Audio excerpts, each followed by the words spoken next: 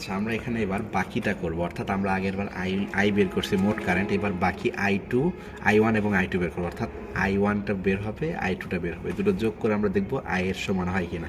তাহলে আমরা কানেকশন কীভাবে দিব, এভাবে ভোল্টেজ সোর্স নিব, নেওয়ার পর দুটো রেজিস্ট্যান্সকে প্যারালাল লাগাবো, এই রেজিস্ট্যান্সের এক মাথাতে আমি পজিটিভ বের করে অ্যামিটারের নেগেটিভ বের করে একটা প্রান্তে লাগাবো, এখান থেকে অ্যামিটারের পজিটিভ, এখান থেকে অ্যামিটার নেগেটিভ বের করে আরেকটা প্রান্তে লাগাবো, কারণ দুই প্রান্তে লাগাই দিয়ে দুটাকে কমন করে দিয়ে আমরা এই পাশকার নেগেটিভটাতে লাগাই দিব। তাহলে আমরা এবার সার্কিটে চলে আসি।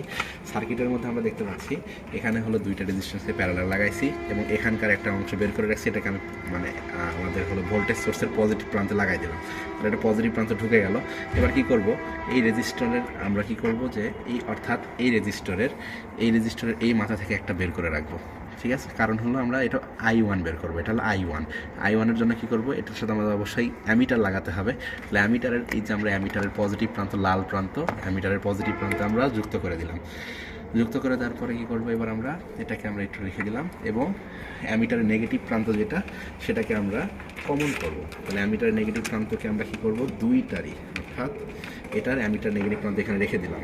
এবার নিচেরটাতে আসবো, নিচের সার্কিটের এটা হলো নিচের সার্কিটের অ্যামিটারের মাথা, একটা মাথা বের করবো, এটা অ্যামিটারের আরেকটা অ্যামিটারের পজিটিভ প্রান্তে যাবে, অর্থাৎ আমাদের এই যে অ্যামিটারের এই পজিটিভ প্রান্তের সাথে এটা যুক্ত করে দেবো।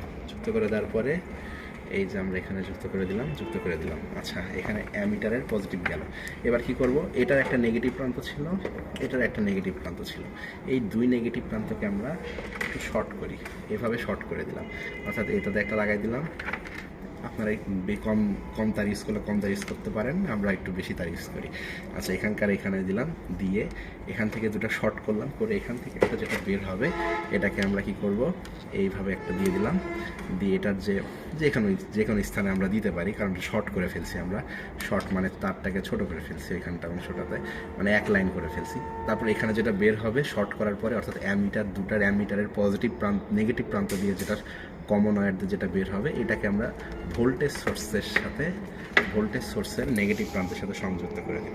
তার এখানে হলো আমরা সংযুক্ত করে দিলাম। আচ্ছা, তার সার্কিটটা সম্পূর্ণ হলো। আরেকবার একটু আমি বলি, এখান থেকে ভোল্টেজ সোর্স ঢুকে যাওয়ার পরে দুটো রেজিস্ট্যান্স প্যারালাল লাগানো আছে। প্রথম রেজিস্ট্যান্সের সাথে অ্যামিটারের এই প্রান্ত লাগাবো এবং নেগেটিভ প্রান্তটাকে কমন করে রাখবো।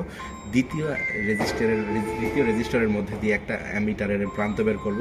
অ্যামিটারের প্রান্ত বের করে দুটো অ্যামিটারের প্রান্ত একসাথে যুক্ত করবো, অর্থাৎ দুই অ্যামিটার এদিক দিয়ে বের করে নিয়ে আসবো পজিটিভ দিয়ে, এবং এখানকার ব্ল্যাক ওয়্যার অর্থাৎ কালো তার অর্থাৎ কমন তার দুইটা অ্যামিটারকে শর্ট করে অ্যামিটারের যে একটা মাথা বের হবে ওই মাথাটা দিয়ে আমরা ভোল্টেজ সোর্সের ভোল্ট মিটারের নেগেটিভ প্রান্ত লাগাই দিই। তাহলে এবার অ্যামিটারগুলোকে ঠিকঠাক করে নিয়ে লাগাই দিই। এখন আমরা একটু সাবধানে করব, কারণ কোনো তার যদি একটু লুজ হয়ে যায় বা খুলে যায় তাহলে আমাদের মানগুলো শো করবে না। তাহলে আমরা এবার দিক করবো, ভোল্টেজটা অন করে দিলাম। তার আমরা এখানে 5 ভোল্ট দিছিলাম, অর্থাৎ এখানে দেখতে পাচ্ছি একটু 5 ভোল্ট করে নিই, আর একটু বাড়াতে হবে, হ্যাঁ একদম 5 ভোল্ট নিলাম। এখানে দেখতে পাচ্ছি 2.27 মিলি অ্যাম্পিয়ার, এখানে 1.27 মিলি অ্যাম্পিয়ার।